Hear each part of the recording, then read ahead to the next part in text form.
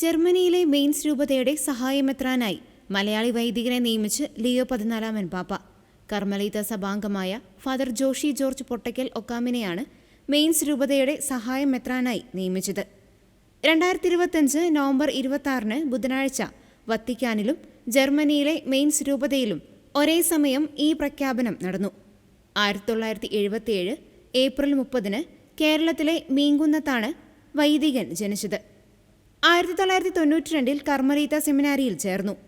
2003 വൈദികനായി അഭിഷിക്തനായി.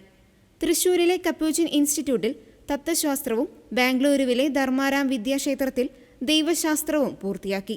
2006 മുതൽ മെയിൻസ് രൂപതയിൽ വിവിധ ഉത്തരവാദിത്തങ്ങൾ നിർവഹിക്കുകയും യൂത്ത് മിനിസ്ട്രിയിലും ഇടവക വികാരി എന്ന നിലയിലും സേവനമനുഷ്ഠിച്ചു.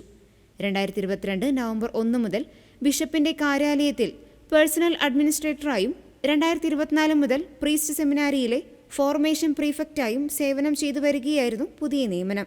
2026 മാർച്ച് 15 ഞായറാഴ്ച മെയിൻസ് കത്തീഡ്രലിൽ മെത്രാഭിഷേക ചടങ്ങുകൾ നടക്കും.